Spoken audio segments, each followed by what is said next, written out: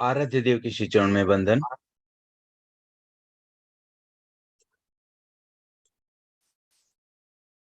सबको सादर जय जिनेन्द्र। आज का स्वाध्याय प्रारंभ करते हैं। अब तक हमने भिक्षु विचार दर्शन की भूमिका को समझा। अब हम उसके चैप्टर स्टार्ट कर रहे हैं। आज सबसे पहले प्रथम चैप्टर की ओर आगे बढ़ते हैं। इस चैप्टर में उनके व्यक्तित्व की झांकी दी गई है। संतोष जी चोपड़ा, आपने हैंड रेज किया है, कोई प्रश्न है क्या आपका? नहीं तो प्रश्न हम अंत में ही रखते हैं।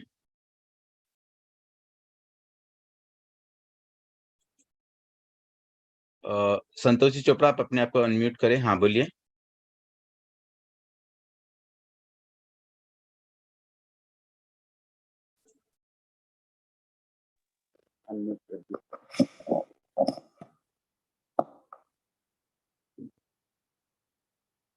ठीक है, आई थिंक कोई प्रश्न नहीं है, शायद गलती से हैंड रेज हुआ होगा। तो अब अगर कोई किसी का प्रश्न रह जाता है तो वो अंत में पूछ सकते हैं। अंतिम 10 मिनट लगभग जिज्ञासा के लिए निर्धारित रहेंगे। अभी हम स्वाध्याय को ही आगे बढ़ाते हैं। पहला चैप्टर है व्यक्तित्व की झांकी, मतलब उनकी पर्सनैलिटी क्या थी। देखिए, हम इस पुस्तक में भिक्षु स्वामी के आचार्य भिक्षु एज ए ह्यूमन बीइंग, वो एक इंसान थे। न तो वो वीतरागी थे, न केवल ज्ञानी थे, न कोई तीर्थंकर थे। एक हमारे जैसे ही सामान्य मनुष्य थे, और उन्होंने दीक्षा ली तो संत बन गए। और संत में भी एक अच्छे संत बने, क्योंकि उन्होंने साधुपने का पालन बहुत आचार निष्ठा से किया। ये सब हम उनके बारे में पढ़ते हैं, सुनते हैं। प्लस हम में से कई व्यक्ति जो तेरापंथ संप्रदाय में जन्मे हैं, तेरापंथ परिवार में जन्म लेने वाले व्यक्ति सहज में तेरापंथ के आद्य प्रवर्तक कह दे या प्रथम आचार्य कह दे, उनके प्रति एक श्रद्धा का भाव हो जाता है। और उस श्रद्धा से हम आचार्य भिक्षु को बहुत अधिक महत्व देते हैं। उनकी भक्ति की जाती है। कई कई स्थानों पर तेरस पर उनकी भक्ति संध्या होती है। उनकी स्तुति में कुछ गीत आदि भी गाए जाते हैं। और एक ऐसी श्रद्धा लोगों के मन में बैठी हुई है कि सहज में कहीं कोई आपदा की स्थिति आ जाए, कोई ऐसी परिस्थिति आ जाए, तो ओम भिक्षु सहज में निकल जाता है। और ऐसा मानते हैं कि उनका खाली नाम बोलने मात्र से कोई भी विपदा टल जाती है, कोई ऐसी स्थिति बन जाती है, तो वहां पर हमें राहत मिल जाती है। तो ये श्रद्धा एक सहज हमारे ब्लड में है कि हम तेरापंथ परिवार में जन्मे हैं और एक आचार्य भिक्षु के नाम की श्रद्धा हो गई है। यहाँ अब हम उनके जब विचारों की स्टडी कर रहे हैं, हम उनके विचार के दर्शन को समझना चाहते हैं, तो मेरा आप सबसे यही निवेदन है कि इस सारी बात को, इस सारी श्रद्धा को एक बार साइड में रख देते हैं। हम बिल्कुल न्यूट्रल वे में हम इस बात को शुरू करेंगे, तटस्थ भाव से हम उनकी बातों को समझेंगे। एज ए पर्सन उनकी पर्सनैलिटी क्या थी, वो कैसे थे। पहले हम इस अध्याय में आचार्य भिक्षु के बारे में उनकी पर्सनैलिटी को बिल्कुल तटस्थ भाव से जानने का प्रयास करेंगे। कोई बायस्ड ओपिनियन नहीं होनी चाहिए। हम पहले से उन्हें जानते हैं, उनके प्रति श्रद्धा है, इसलिए उनकी सब बातें हमें अच्छी लगे, उस बात को छोड़ते हुए हमें उनकी बातों को समझना है। जैसे कोई व्यक्ति का जब बायोडाटा हमारे हाथ में आता है, तो हम उसको देखते हैं कि कैसा है। मान लीजिए कोई शादी का प्रसंग है, हमारी लड़की के लिए कोई लड़की का बायोडाटा हमें मिला, तो हम उस बायोडाटा को स्टडी करते हैं। उसने क्या क्वालिफिकेशन किया है, वो क्या करता है, उसका बिजनेस क्या है, कितना कमाता है, आदि आदि बातों पर हम एनालिसिस करते हैं। और तब जाकर के हम बात को आगे बढ़ाते हैं। किसी ने कह दिया वो लड़का अच्छा है, दैट इज नॉट सफिशिएंट, हम उसके बारे में बहुत कुछ एनालिसिस करते हैं। इसी प्रकार से आज हमें आचार्य भिक्षु की जीवन चरित्र को समझना है, उनकी पर्सनैलिटी को देखना है। और वो किसी बायोडाटा में नहीं है कि वहां लिखा हुआ है कि वो ऐसे थे, वैसे थे। उन सब बातों को इग्नोर करके अब हम उनके जीवन को थोड़ा-सा पास में जाके देखेंगे, उनके जीवन के कुछ प्रसंगों को गो थ्रू करेंगे। और प्रयास ये करेंगे कि हम उनके व्यक्तित्व को पहले समझें। जब तक किसी व्यक्ति के व्यक्तित्व को न समझा जाए, उसकी बातों पर श्रद्धा आना इतना अधिक स्वाभाविक नहीं हो सकता है। तो इस अध्याय को पढ़ते समय, समझते समय हमारी भावना ये रहेगी कि बिल्कुल न्यूट्रल वे में हम एक ऐसी स्थिति में रहें मध्यस्थ भाव से, केवल उन घटनाओं को देखें, समझें और फिर हम अपना जजमेंट करें कि कैसे थे आचार्य भिक्षु। और फिर अगर हमें लगे, उनकी बात पर ट्रस्ट हो, श्रद्धा हो, हमें लगे, तब जाकर के हम उनके दर्शन को पढ़ेंगे, तो वो बात हमारे हृदयंगम हो पाएगी, हमें आत्मसात करने में हेल्प रहेगी। तो उनके ही कुछ जीवन प्रसंगों की बात यहाँ पर इस चैप्टर में उल्लेखित है। सबसे पहले हम उनका पहला जो प्रसंग है, समय की सूझ, उसे समझते हैं। ये घटना उनकी दीक्षा से पहले की थी, जब वो गृहस्थ जीवन में थे। एक बार वो किसी व्यक्ति के साथ कोई ठाकुर साहब थे, उनके साथ वो कहीं जा रहे थे, वहाँ से वापस रिटर्न आ रहे थे। लौटते समय एक जंगल से पास होना था और लगभग शाम का समय हो गया था, रात पड़ने वाली थी, तो उन्हें जल्दी-जल्दी वहाँ से बाहर निकलना था ताकि समय पर अपने गंतव्य, अपने गाँव में लौट सकें। तो वो जो ठाकुर साहब थे, उन्हें तम्बाकू खाने की आदत थी और जैसे नशा होता है किसी चीज़ का, वो उसके बिना बेचैन हो जाता है। और वैसा ही कुछ वहाँ स्थिति बनी कि ठाकुर साहब की तम्बाकू खत्म हो गई और अब उन्हें ऐसा लगने लगा कि मैं अब चल नहीं पाऊँगा, मेरे पैर लड़खड़ा रहे हैं। तो वह व्याकुल हो गए और उन्होंने निर्णय किया कि अब मैं आगे नहीं जा पाऊँगा, मुझे तो यहीं रुकना होगा। तो आचार्य भिक्षु मतलब उस समय तो एक गृहस्थ भेष में ही थे, सामान्य व्यक्ति। तो उन्होंने एक बुद्धि का प्रयोग किया कि कैसे मैं इस परिस्थिति से बाहर आऊँ। एक टाइमली डिसीज़न लेना भी बड़ा इम्पोर्टेंट होता है और वो समय की सूझ उन्होंने किस रूप में की, उसी का उल्लेख इस घटना में मिलता है। वो उन्हें कहते हैं ठाकुर साहब से कि मैं आपके लिए तम्बाकू का व्यवस्था मैनेज करता हूँ, कुछ आगे निकल गए फ़ास्ट चल के और आगे जाकर के उन्होंने कुछ एक अल्टरनेट निकाला, कोई एक पेड़ से कुछ चीज़ें तोड़ी और उसको ऐसा मसल के तम्बाकू का रूप बना दिया और फिर वो ला कर के उनको ठाकुर साहब को दी कि देखो ये ट्राई करो, मुझे कहीं से एक तम्बाकू कुछ मिली है, इतनी अच्छी तो नहीं है लेकिन जस्ट ट्राई इट। तो जब उन्होंने ट्राई किया, तो अब देखिए ये एक साइकोलॉजिकल इफ़ेक्ट भी होता है। उन्हें लगा है तो कोई तम्बाकू ही और ले लिया और लेने के बाद बस उनका मनोबल बढ़ गया। उन्हें लगा बस अब मेरा काम अच्छा हो गया और उन्होंने सहज उनसे कहा कि थैंक यू सो मच आपने मुझे जो भी लाके दिया काफ़ी अच्छी क्वालिटी है, मैं आराम से अब चल पाऊँगा और वो चल पड़े और आराम से वो अपना मार्ग पार भी कर लिया।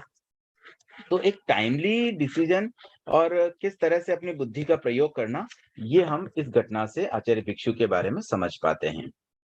एक और घटना आती है किसी राज्य के उस समय राज्य व्यवस्थाएँ चलती थी, प्रजातंत्र प्रारंभ नहीं हुआ था, ये तो हिंदुस्तान का वो काल था जब देश आज़ाद भी नहीं हुआ था, राजा-महाराजाओं का राज था और अंग्रेज भी राज करते थे। तो उस समय किसी राज्य के संभवतः जोधपुर राज्य के जो राजा थे, उनके एक मंत्री थे, वो आचार्य भिक्षु के पास आए और उन्होंने आकर के आचार्य भिक्षु से कुछ चर्चा की, कुछ चीज़ें समझी।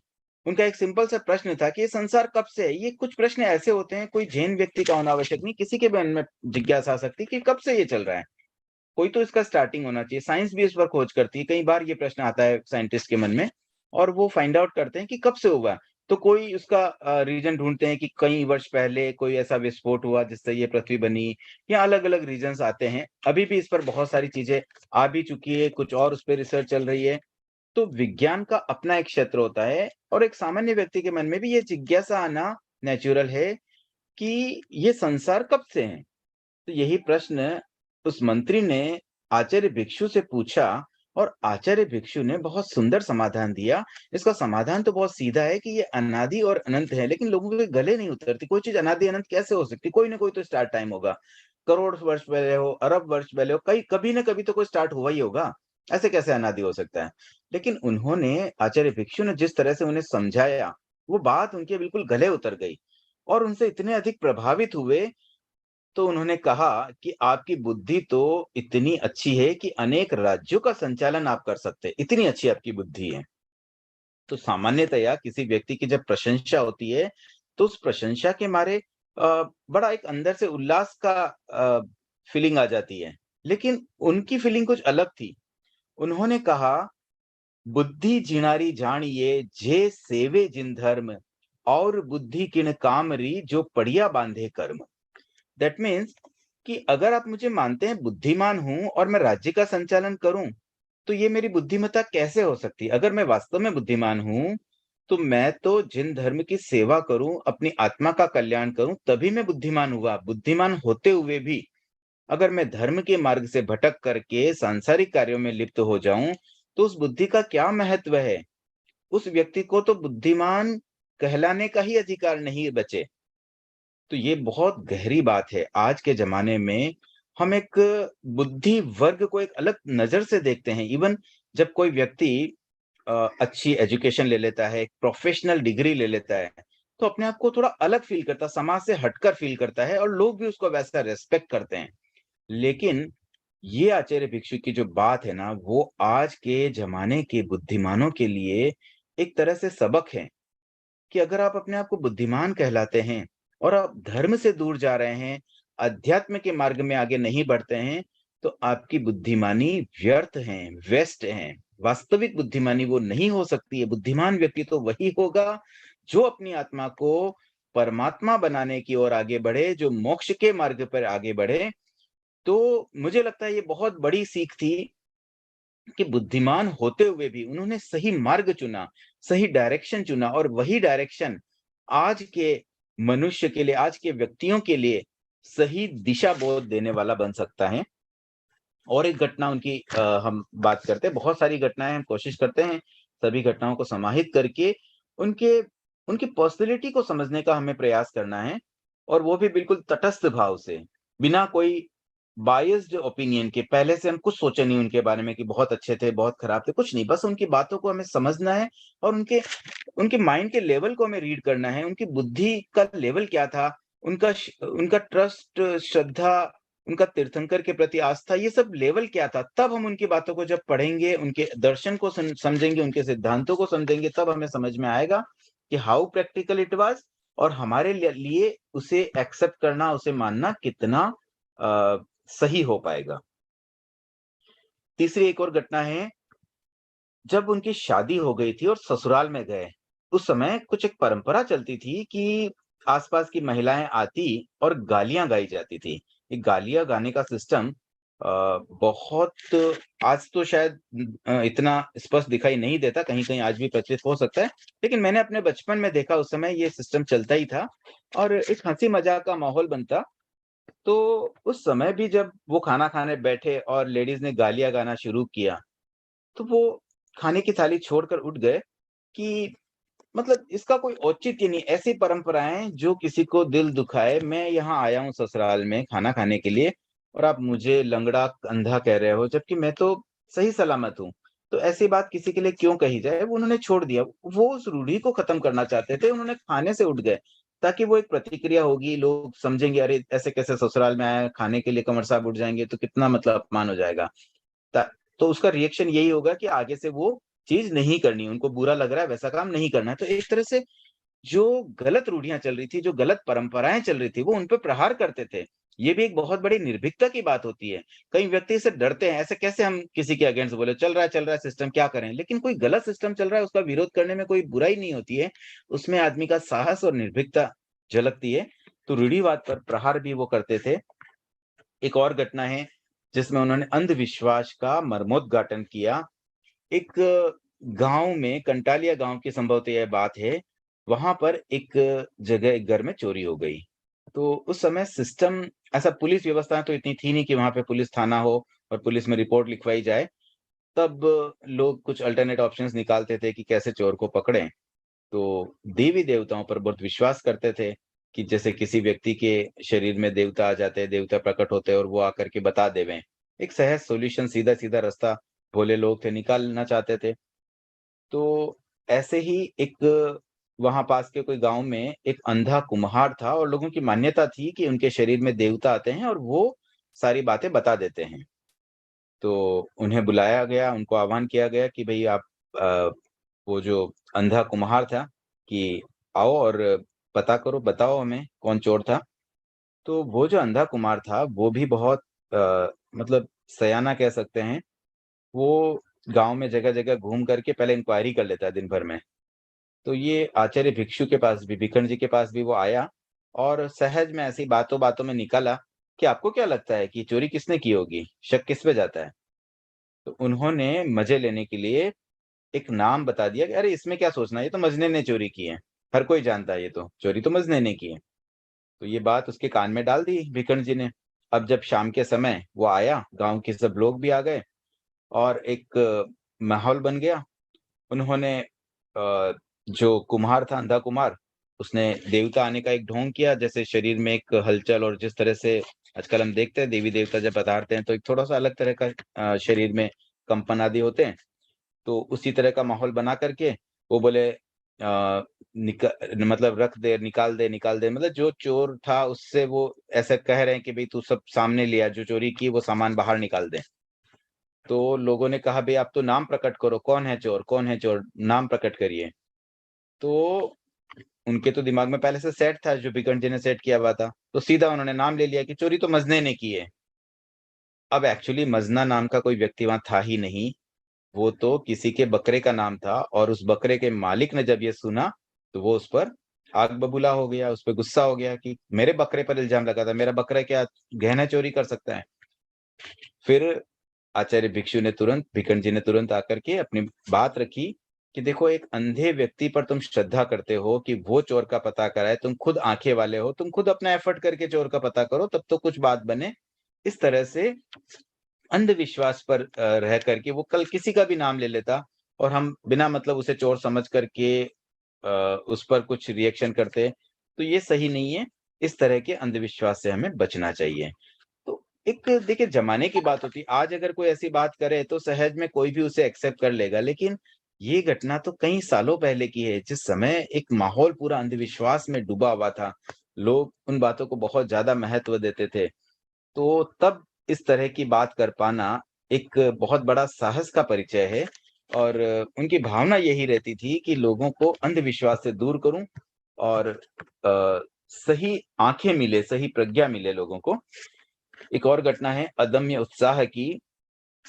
उस समय जब आचार्य भिक्षु के मन में ये बात आने लगी राजनगर की घटना को लेकर के कि शिथिलाचार हमें बढ़ रहा है और जब उन्होंने रुगनाथ जी से ये डिस्कस किया, तो रुगनाथ जी का कहना ये था कि अभी 5वां आ रहा है और इस कलयुग में बहुत मुश्किल है साधुपन का पालन 2 घड़ी भी कोई कर ले, तो सर्वज्ञ बन जाए। तो आचार्य भिक्षु का कहना था कि ये बातें खाली बहानेबाज़ी है, अगर ऐसा होता है तो चलिए आप अगर यही करें 2 घड़ी साधुपन के पालन से सर्वज्ञ बन जाए, तो 2 घड़ी तो मैं साँस रोक के भी बिता दूँ। इतना बड़ा अगर अचीवमेंट मिलने वाला हो, सर्वज्ञता कितनी बड़ी बात होती है। आज अगर हमें भी कोई कह दे कि आप ये काम कर लो, केवल ज्ञान बन जाओ, मैं तो बोलता हूँ मैं खुद एक टाँग पर 24 घंटे खड़े रहने के लिए तैयार हूँ। मतलब आउटपुट कैसा है? तो ये साहस उनमें था और उत्साह के साथ, अदम्य उत्साह और साहस के साथ जब वो कोई बात कहते, तो बात में एक दम भी रहता और सही तथ्य तक पहुँच पाते। वो बहानेबाज़ी वाली बातें टिक नहीं पाती उनके सामने। तो ये भी एक घटना है। फिर एक और बात आती है, कई बार वो कुछ बातों को समझाने के लिए घटनाओं का बड़ा मतलब उपयोग करते थे, उदाहरणों के द्वारा समझाते थे और एग्ज़ाम्पल से कोई बात जब समझाई जाती है, तो लोगों को जल्दी गले उतरती है। तो ये भी उनकी एक क्वालिटी थी कि समझाने की कला बहुत अच्छी थी। अब जैसे एक बात उस समय चलती थी, लोग है ना बहुत ज़्यादा इंडिपेंडेंट नहीं थे, लोग डिपेंड ज़्यादा थे। मतलब ब कह दिया, गुरु ने कह दिया बस उसकी बात एकदम ब्लाइंडली फ़ॉलो करना। वैसे गुरु की बात ब्लाइंडली फ़ॉलो करने में दिक्कत नहीं है, लेकिन वहाँ पर अपने स्वतंत्र चिंतन को बिल्कुल साइड में रख देना वो भी उचित नहीं है, क्योंकि बेस आज भी जब हम कहते हैं देव, गुरु और धर्म में श्रद्धा होनी चाहिए। तो देव पर श्रद्धा तो इसलिए कि वो केवल ज्ञानी थे, उन्होंने जो मार्ग बताया वो मार्ग हमें मोक्ष तक ले जाएगा, इसलिए हम उन पे श्रद्धा करते हैं। और गुरु पर श्रद्धा इसलिए क्योंकि वो वर्तमान में तीर्थंकरों की अनुपस्थिति में उनको रिप्रेजेंट करते हुए हमें सही मार्गदर्शन करते हैं। तो इस अपेक्षा से श्रद्धा करना तो ठीक है, लेकिन श्रद्धा इतनी ब्लाइंड भी नहीं होनी चाहिए कि कल अगर गुरु ही पथ से भ्रष्ट हो जाए, कल वो स्वयं धर्म से विमुख हो जाए। ऐसी घटनाएँ इतिहास में मिली है। जब आचार्य स्वयं पथ से विमुख हो जाते हैं, तो उस समय शिष्यों का और धर्म के अनुयायियों का ये कर्तव्य बनता है कि उन्हें विमुख होते हुए आचार्य को भी सही मार्ग दें। तो अंधानुकरण का लेवल उतना भी नहीं होना चाहिए कि वो अगर कहें कुएँ में कूद जाओ तो हम कूद ही जाएँगे। हम ये प्रश्न ज़रूर रखेंगे कि सचित्र पानी में कूदने के लिए गुरु कैसे कह सकते हैं? वो तो महाव्रती है। ये प्रश्न दिमाग में अवश्य आएगा, उनसे प्रतिप्रश्न किया जा सकता है, गुरुदेव रीज़न क्या है? हम कूद तो जाएँगे, बट रीज़न क्या है और इस सचित्र पानी में हम कैसे जा सकते हैं? उससे तो जीव हिंसा हो जाएगी। तो उतना जाने बिना कोई बस कहने से मात्र से कुएँ में कूद जाए, वैसी श्रद्धा भी अच्छी नहीं है, स्वतंत्र चिंतन होना भी आवश्यक है। उन्होंने एक उदाहरण दिया कि एक व्यक्ति जो अंधा था, उसका इलाज किया एक वैद्य ने और वैद्य ने इलाज किया, उसकी आँखें ठीक हो गई, उसकी आँखों की रोशनी आ गई, उसे सब कुछ दिखने लगा। वैद्य ने कहा, "भई मेरा इनाम दो, मुझे कुछ एक बधाई दो।" तो वो व्यक्ति बोलता है कि नहीं, नहीं, नहीं, आपने कह दिया मैं मान लूँ ऐसा संभव नहीं है। मैं पहले पंचों से पूछूँगा, अगर वो कहेंगे कि मुझे दिखने लगा तब मैं मानूँगा। अब देखिए किसी को दिखाई देता नहीं देता उसका निर्णय पंच कैसे कर सकते हैं? वो तो व्यक्ति स्वयं जब उसको आँखों से कुछ दिखाई दे रहा है तो दे रहा है, नहीं दिखाई दे रहा है तो नहीं दे रहा है, उसमें पंच निर्णय कैसे कर सकते हैं? तो इस तरह की अंधानुकरण की वृत्ति से वो लोगों को बचाना चाहते थे कि जो चीज़ सहज सामने दिखाई देती है, उस पर हम कैसे डाउट कर सकते हैं? उसके लिए हम किसी और व्यक्ति पे कैसे डिपेंड हो सकते हैं? तो इस तरह की कुछ ये घटना आती है। उसके बाद एक घटना थी जिसमें जब वो दीक्षा लेना चाहते थे, तब उनकी बुआ ने थोड़ा उनको मोहवश कह दिया कि नहीं, नहीं मैं दीक्षा की आज्ञा नहीं दूँगी और तुम अगर दीक्षा लोगी तो मैं कटारी पेट में खा लूँगी। तो मतलब वो उसको भी एक जॉली मूड में लेकर के देखो कोई खाने की चीज़ थोड़ी पेट में तो मुँह से कोई चीज़ खाई जाती, तो वैसी तो कोई खाने की चीज़ ये है नहीं कि इसको खा सको और मोह को छोड़ दीजिए, मोह का कोई मतलब नहीं है। मैं अगर दीक्षा लेता हूँ तो उसमें मेरी आत्मा का कल्याण है। आप मोह में स्वयं भी बंधेंगे, मुझे भी बाँधेंगे और उससे हम दोनों की ही आत्मा नीचे गिरेगी और समझा-बुझा करके युक्तिपूर्वक ढंग से समझा देते थे और मोह से वो बहुत परे थे। उन्हें किसी का कोई मोह नहीं था, किसी न व्यक्ति का मोह था, न किसी वस्तु से आसक्ति, तो ये भी उनकी एक क्वालिटी थी। फिर एक और घटना आती है, विश्वास विफल नहीं होता। तो इस घटना में उन्होंने कुछ जैसे राजनगर की जो घटना थी उसी से संबंधित ये बात है कि उनकी बातों में इतना मतलब एक तथ्य होता था, उनकी बात पर कोई भी व्यक्ति श्रद्धा तुरंत कर पाते। जब राजनगर में उनकी इनिशियली जब वो गए और वहाँ लोगों ने कंप्लेन की कि ये शिथिलाचार है, तो उन्होंने लोगों को बहुत ईज़िली समझा भी दिया और वंदना व्यवहार शुरू भी करवा दिया। लेकिन अल्टीमेटली उन्होंने भी श्रावकों की बात को ही वैल्यू दी और आगमों का पुनः अध्ययन किया और अध्ययन करके उन्हें विश्वास दिलाया कि मैं आपकी बात को गुरु तक पहुंचाऊंगा और इसे हम इम्प्लीमेंट करने का प्रयास करेंगे। और श्रावकों को भी उन पर इतना विश्वास था, उनकी श्रद्धा पर, उनकी बुद्धि पर, उनके वैराग्य पर और उन श्रावकों का, राजनगर के श्रावकों का जो उन पर विश्वास था, उसको उन्होंने विफल नहीं होने दिया। अगर उनके मतलब उनके गुरु ने जब उस बात को एक्सेप्ट नहीं किया, तो स्वयं उन्होंने उस बात को एक्सेप्ट करते हुए गुरु का साथ छोड़ते हुए भी उस मार्ग पर वो आगे बढ़े और सही तरीके से अ, उनकी जो उनका जो विश्वास था राजनगर के श्रावकों का, उसको आगे बढ़ाया। तो ऐसा उनका व्यक्तित्व था कि सहज ही उन पर विश्वास हो जाता था। अगर वो कोई बात कह देते, तो लगता है कि अब हमें कोई डर की बात नहीं, अब तो ये काम हो ही जाएगा। तो ऐसी और भी बहुत सारी घटनाएँ हैं, हम एक बार सारी घटनाओं को गो थ्रू अवश्य करेंगे, तभी हम उनके जीवन चरित्र को अच्छे से समझ पाएँगे और हो सकता है एक दिन में हम सारी बातें न कर पाएँ, मेबी 2 सेशन में ये सब हो जाएगा। और अब जब हम उनके मूल सिद्धांतों पर जाएँगे, उससे पहले हमारे दिमाग में क्लैरिटी आ जाएगी, उनके बारे में, उनके व्यक्तित्व का सही चित्रण दिमाग में सेट होना बहुत आवश्यक है। तो आप अपनी जिज्ञासाएँ अवश्य बीच-बीच में रखिए और जिज्ञासा का जो भी समय रहेगा अंत में, उस समय आप अपनी जिज्ञासाएँ रखें और हम उस पर भी बातचीत करेंगे। जितना ज़्यादा हम उसको क्लैरिटी से समझेंगे क्योंकि भिक्षु विचार दर्शन बहुत गहरा विषय है और मुझे ये कहने में कोई अतिशयोक्ति नहीं होती है कि आज के ज़माने में भी कई तेरापंथी व्यक्ति इस दर्शन को पूरी तरह नहीं समझ पाए हैं और इसके अगेंस्ट कार्य कर रहे हैं। और ये बहुत गहरा विषय है। इसको गहराई से समझे बिना इसे स्वीकार करना भी इतना आसान नहीं है, क्योंकि कुछ बातें जो कई वर्षों से चली आ रही है, उसे तोड़ पाना, उससे अलग होकर के कुछ चिंतन कर पाना इतना आसान नहीं होता है। इसलिए हमें गहराई से समझना, इस पुस्तक का अध्ययन बहुत डीपली करना, मनोभाव से करना बहुत आवश्यक है। कुछ और घटनाओं की तरफ हम आगे बढ़ते हैं। अब तक हमने 8 घटनाओं की बात की, टोटल 23 घटनाएँ इस चैप्टर में दी गई हैं। 9वीं घटना है आलोचना से संबंधित, कि वो जब कोई बात कहते हैं, उनके प्रवचनों में जब कोई बात आती तो वो बहुत तीखी होती थी, चुभने जैसी होती थी। और क्यों चुभती है? क्योंकि जब भी हम अ, अपनी कोई पूर्व मान्यता पर प्रहार होते हुए देखते हैं, जो हम वर्षों से मानते हैं। अब जैसे मान लीजिए किसी व्यक्ति के घर में एक कल्चर चल रहा है कि रोज़ सुबह गाय को 1 रोटी दी जाती है। कई घरों में आज भी ये प्रचलन होता है कि 1 रोटी पहले गाय की अलग निकाल दी जाती है। इसका प्रादुर्भाव तो हुआ वैदिक परंपरा से, वैदिक संप्रदाय में, हिंदू संप्रदाय में ऐसा होता है कि एक सिस्टम है कि गाय को बहुत पवित्र मानते हैं और उनके लिए 1 रोटी निकाल दी जाती है। मतलब हम खाना खाएँ उससे पहले 1 रोटी गाय के लिए भी निकाल दी जाए। तो अनेक जैन व्यक्ति भी हिंदू संप्रदाय की बातों को फ़ॉलो करते हैं और कई व्यक्ति तो ऐसे भी आज मिल जाएँगे जो ये मानते हैं कि हम हिंदू हैं। हिंदू होना और जैन होना दोनों में बहुत बड़ा अंतर है। कई जैन व्यक्ति मानते नहीं हम तो हिंदू ही हैं, हम जैन धर्म को भले मानते हैं बट हम है हिंदू।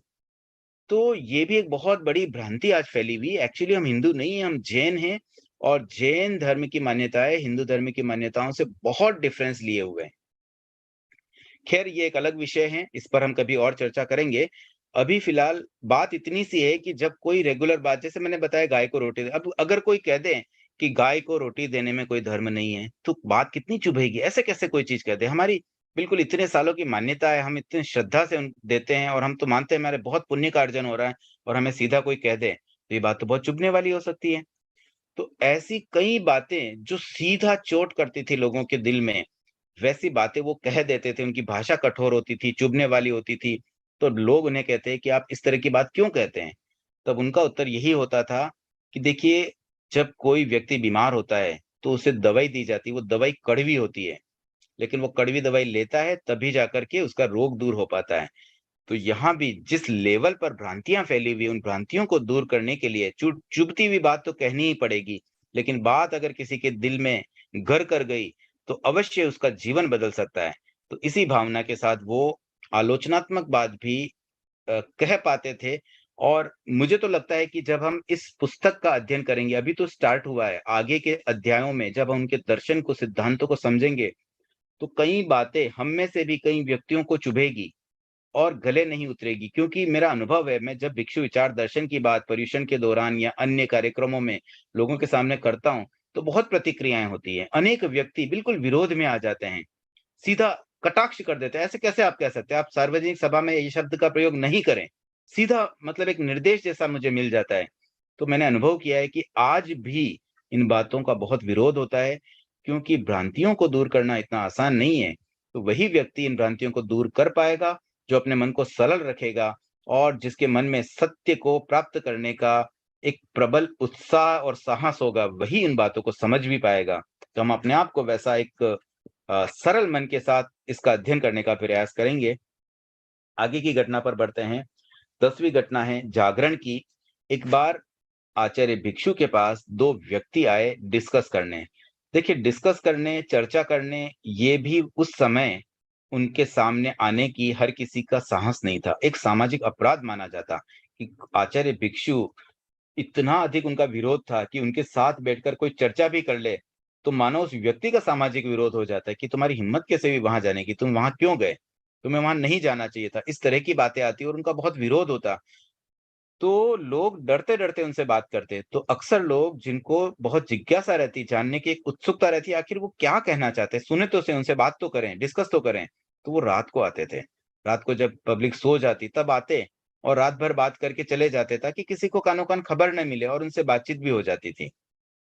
तो ऐसे ही 2 व्यक्ति जो अन्य संप्रदाय के थे, आचार्य भिक्षु से डिस्कस करने के लिए रात को आए और रात को जब प्रवचन समाप्त हो जाता है 9 साढ़े 9 के बाद, वो आए और उनसे डिस्कस करने लगे और चर्चा करते-करते इतनी लंबी चली कि पूरी रात निकल गई। अब पूरी रात जब चर्चा चली तो सुबह उठते ही उनको तो प्रथम प्रहर में ही उठ जाना होता है साधु को, उठ कर के उनके जो भी दैनिक कार्य होते हैं, तो उन्होंने साधुओं को जगाया। जब जगने का समय हो गया कि चलो अब जगने का समय हो गया है, तो साधुओं ने पूछे कि आप कब जगे? तो उनका उत्तर था सोया ही कौन था? मतलब वो जगते थे जागरण के लिए। हम आज भी कई युवा पीढ़ी में हम देखते हैं ना, कई व्यक्ति रात को जगते हैं। रात्रि जागरण आजकल एक बहुत कॉमन फैशन हो गया। रात को 1, 2, 3 बजे तक तो जागना एक नॉर्मल एक आदत हो गई है और यंग जनरेशन का तो ऐसा हो गया कि भई अगर कोई रात को 11-12 बजे सो जाए तो मानो कि वो बहुत एक ओल्ड फैशन पर्सन हो गया है। तो जागरण आज भी होता है, जागरण उस समय भी किया आचार्य भिक्षु ने, लेकिन दोनों का उद्देश्य कितना अलग था। जो व्यक्ति 2 बजे, 3 बजे, 4 बजे तक जाग कर सोता है, वो सोने के लिए जागता है, बाद में वो सुबह 9 बजे, 10 बजे, 11 बजे तक सोया रहेगा। लेकिन आचार्य भिक्षु ने जागरण के लिए जागरण किया, जागने के लिए जागरण किया। उन्होंने 2 तरह से जागरण के लिए जागरण किया। एक तो पूरी रात जागने के बाद भी वो सोए नहीं, फिर वो जग ही गए। उनका जो एक द्रव्य रूप से मैं कहूँ तो वो जाग गए और आत्मा को भी जगाया। जिन व्यक्तियों से चर्चा की, उनकी आत्मा को जगा दिया। तो जागरण के लिए जागना एक अच्छी बात हो सकती है, लेकिन सोने के लिए जागना, अपनी आत्मा को पतन के रास्ते ले जाने के लिए जागना, रात भर मोबाइल पर लगे रहना, इस तरह का जागरण तो अच्छा नहीं माना जा सकता है। और एक घटना है आचार निष्ठा की, तो उनका नियमों के प्रति जो निष्ठा थी वो बहुत अच्छी थी। एक बार वो गोचरी के लिए कहीं पधारे और जब वो गोचरी करते तो सारी इंक्वायरी करते थे कि कहीं कोई उद्दिष्ट आहार उनके लिए न बना हो और उसमें बहुत सारे नियम होते हैं। इवन बहराने के बाद अगर कहीं कोई सचित्र पानी का उपयोग होता है, जैसे हमने हाथ से कोई चीज़ बहराई और उसके बाद अगर हम कच्चे पानी से हाथ को धोते हैं, तो उसका भी दोष साधु को लगता है क्योंकि वो बहराया इस वजह से सचित्र पानी का उपयोग किया तो साधु निमित्त बने उस हिंसा में। तो आचार्य भिक्षु सारी इंक्वायरी करके ही गोचरी लेते थे। एक बार वो एक बहन के यहाँ भिक्षा के लिए गए और उनसे ऐसे इंक्वायरी की भी खाना बहराने के बाद में तुम हाथ कहाँ हाथ धोओगी क्या? बोले हाँ, हाथ तो मैं धोऊँगी। तो कहाँ हाथ धोती हो? यहाँ पे धोती हूँ। कौन से पानी से? गर्म पानी से। गर्म पानी कहाँ गिराओगी? यहाँ नाली में। तो आचार्य भिक्षु ने कहा अगर तुम यहाँ नाली में गर्म पानी से हाथ धोओगी तो बहुत जीवों की हिंसा हो जाएगी। तो बहन ने कहा कि आपको उससे क्या करना है? आप अपना आहार लीजिए और जाइए, मैं मेरा पीछे क्या करूँ उससे क्या मतलब है? बोले नहीं मुझे तो मतलब तो है। अगर तुम जो भी कर रही हो उससे हिंसा हो रही है तो मुझे एक रोटी के लिए इतने जीवों को नहीं मारना है। वो बिना आहार लिए चले गए वहाँ से, बट आचार निष्ठा नहीं छोड़ी।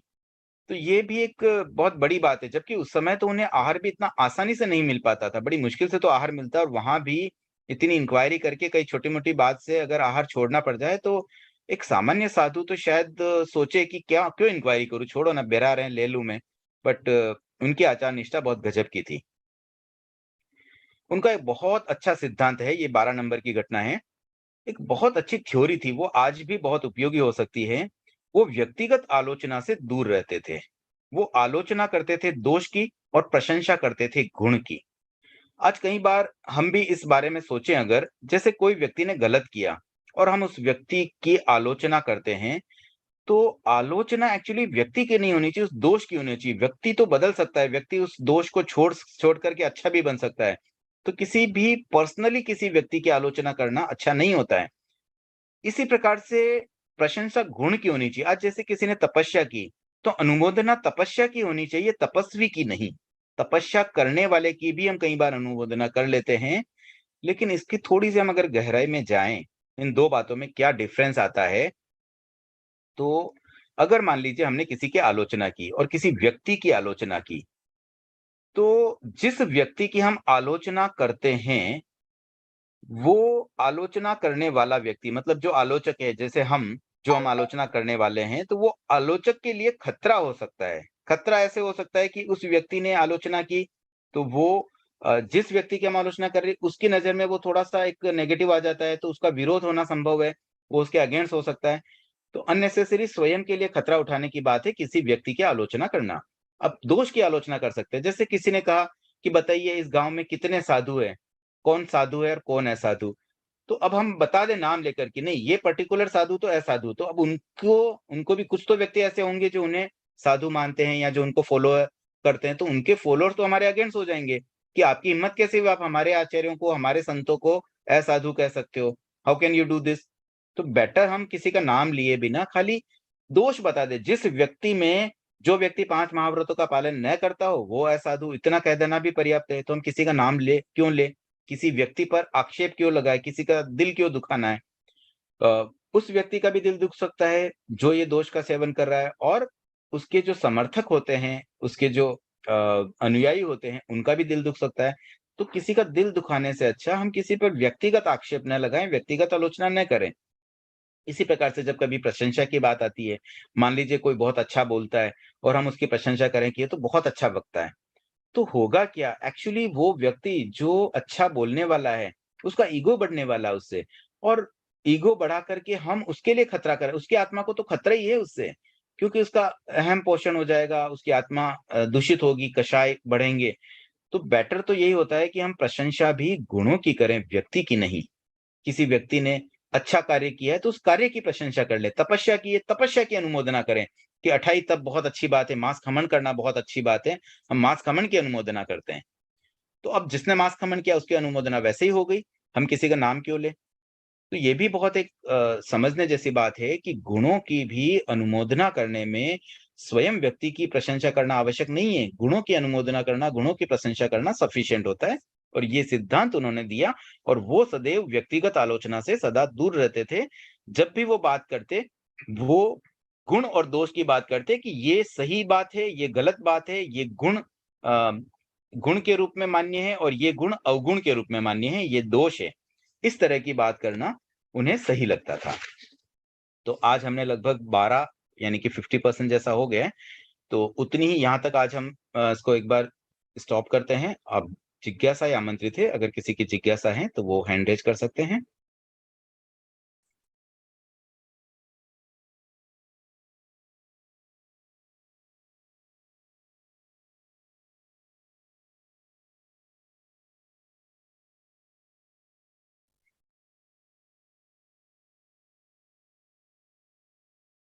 चलिए, अभी कोई जिज्ञासा अगर नहीं है तो हम समय व्यर्थ ना करते हुए, अभी लगभग 7 मिनट बाकी हैं, तो स्वाध्याय के क्रम को ही आगे बढ़ाते हैं। एक और घटना लेते हैं, सिद्धांत और आचरण की एकता। ये भी उनके व्यक्तित्व में दिखती थी, ऐसे कुछ प्रसंग उनके जीवन में आए हैं, जहाँ पर दिखाई देता है कि वो जैसा कहते थे, वैसा करते भी थे, और बहुत गंभीरता थी उनमें। एक अन्य संप्रदाय का साधु एक बार उनके पास आलोचना करने आया। आलोचना का मतलब वो अपना दोष निवेदन करने आया और उसका प्रायश्चित उनसे लेने के लिए आया। तो वैसे तो देखिए प्रायश्चित गुरु से लिया जाता है, लेकिन उन्हें कई व्यक्ति बहुत एक अच्छा एक स्टेज पे मानते थे कि उनका आचार निष्ठा अच्छी है, नियमों का सही पालन करते हैं, अच्छा ज्ञान है उन्हें। तो जो व्यक्ति वास्तव में मोक्ष जाना चाहते थे, अपनी आत्मा का उद्धार करना चाहते थे, वो अपनी गलतियों का सही प्रायश्चित भी जीवन में चाहते हैं। सही प्रायश्चित मिल जाए ताकि मेरी आत्मा उस दोष से जो दूषित हुई थी, उस दूषण को हम रिवर्स कर सकें, उससे प्यूरिफाई कर सकें। तो कोई अन्य संप्रदाय का साधु उनके पास आया आलोचना लेकर के कि ये मेरी गलती हो गई है, और आचार्य भिक्षु ने उसे उचित प्रायश्चित भी दे दिया। प्रायश्चित लेकर के वो संत वहां से चले गए।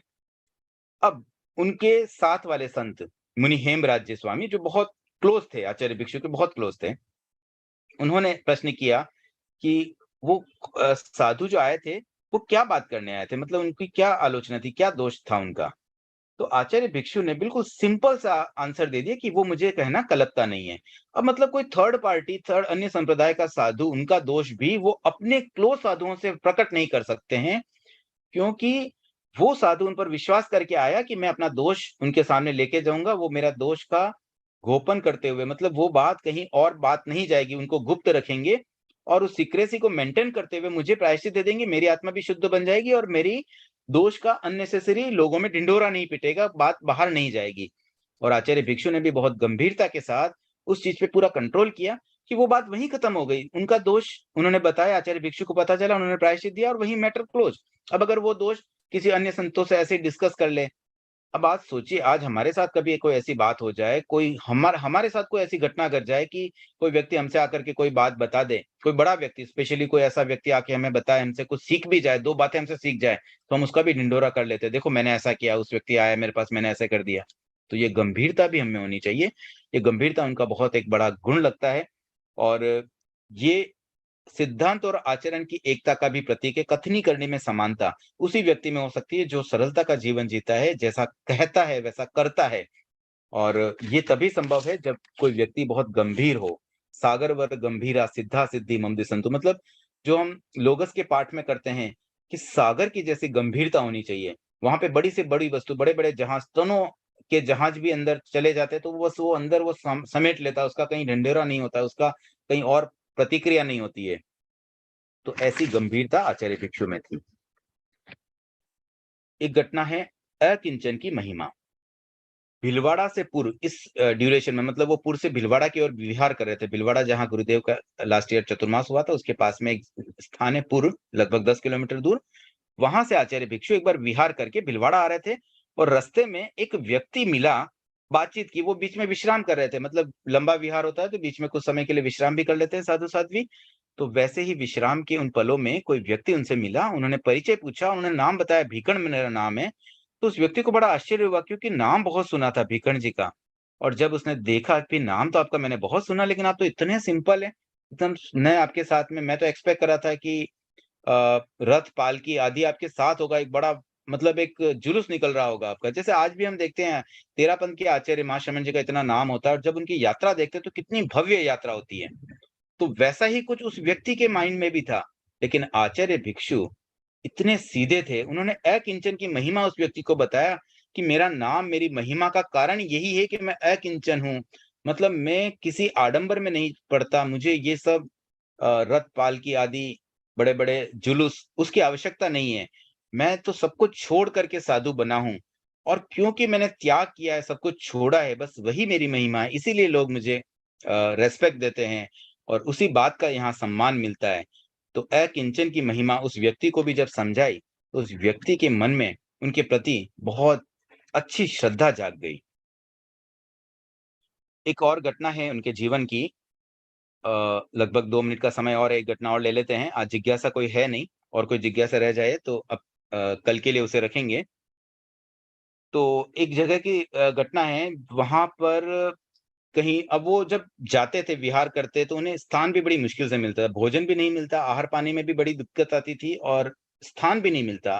कई बार तो उन्होंने श्मशान में रातें निकाली है, कोई ऐसी जगह जो बिल्कुल अनजान अब जैसे केलवा में भी जब वो अंधेरी ओरी में रुके, तो लोगों ने उनको इसलिए परमिशन दे दी कि ठीक है रहो, हमें क्या करना, वहाँ रहने वाला तो कोई जीवित भी नहीं बचेगा। तो ऐसी-ऐसी स्थानों पर वो रहे। तो एक बार ऐसे ही कोई उनको जगह मिल नहीं रही थी, एक बहन की दुकान कोई खाली पड़ी थी, तो बहन ने जगह दे दी कि ठीक है आप रह लो यहाँ पर। लेकिन एक टेम्परेरी पीरियड के लिए ही दी थी जगह। तो अब जो उनके विरोधी थे, आचार्य भिक्षु के देखिए बहुत विरोधी भी थे। विरोधियों ने उस बहन के कान भर दिए कि देखो एक बार चातुर्मास बैठ गया ना, फिर वो चातुर्मास में जाते नहीं है जैन साधु, तो तुम्हारे 4 महीने तक दुकान खाली नहीं होगी। बाद में कोई किराएदार आ गया है, तुम्हें ज़रूरत पड़ गई ना, तो दुकान तुम्हें मिलने वाली नहीं है। तो उस बहन के मन में ये एक वहम बैठ गया, तो उन्होंने सीधा जाकर कह दिया कि आप तो मेरी दुकान आज की आज खाली करो। तो उन्होंने, आचार्य भिक्षु ने समझाया, देखो अगर तुम्हारे मन में ऐसा कुछ लग रहा है तो तुम जब कहोगे हम चले जाएँगे, तुम वो चिंता मत करो। तो लेकिन वो बोले नहीं, मुझे तो आज ही खाली चाहिए, आप तो बस खाली कर दो। तुरंत उन्होंने वहाँ से खाली करनी पड़ी, क्योंकि आज्ञा के बिना तो वो 1 दिन भी नहीं रह सकते। तो वो दुकान खाली की, कहीं फिर बाहर, कहीं दूर, कहीं और कोई जगह उन्हें स्थान मिला, वहाँ वो चले गए। चातुर्मास भी कहीं और जगह हुआ। बाद में उन्हें कुछ समय बाद वो न्यूज़ मिली कि उस समय बहुत बाढ़ हुई थी, अतिवृष्टि के कारण से वो दुकान ही ढह गई।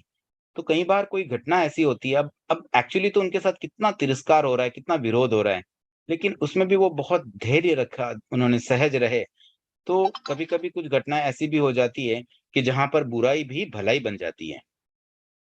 तो हमने आज लगभग 15 घटनाएँ आचार्य भिक्षु की पढ़ी, समझी, उनके जीवन प्रसंगों को क्लोज़ली जानने का प्रयास किया, और अब हम उन घटनाओं के माध्यम से उनकी कैरेक्टरिस्टिक को, उनके गुणों को अवलोकित करने का प्रयास करेंगे।